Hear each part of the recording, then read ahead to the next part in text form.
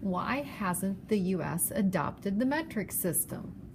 Short answer, it's complicated. By Daniel Ingber, June 14, 2016.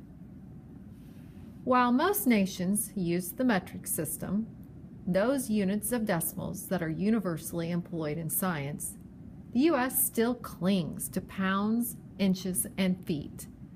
Despite several high-profile attempts to change that, Americans refuse to convert.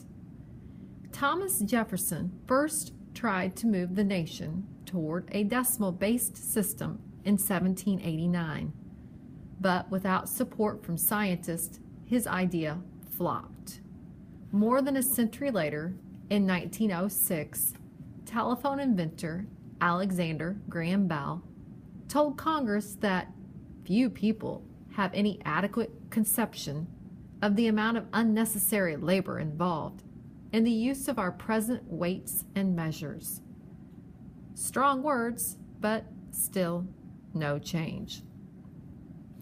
Things looked promising in 1968 when Congress authorized a 3-year study that eventually recommended converting to metric and laid out a 10-year plan to get there. But they did not make the switch mandatory. Instead, business owners and people who opposed big government and globalization and who saw conversion as ceding control won the battle for hearts and minds. A Gallup poll at the time showed that 45% of Americans opposed the switch. The benefits of switching are negligible, but the costs are huge. Today, the problem with metric is the same as it's always been. The benefits of switching are negligible, but the costs are huge. Manufacturers would have to convert values on packaging.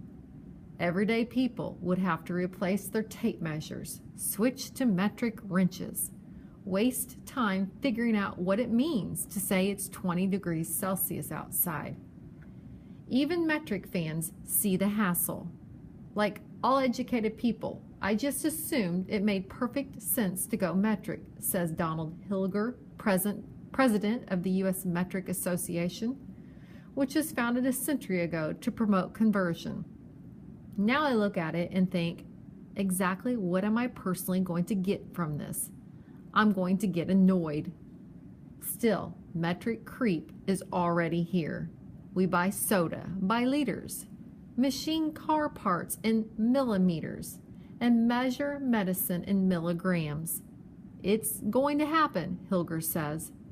But at the rate we're going, it will take a while. Appropriately, it will be a game of inches.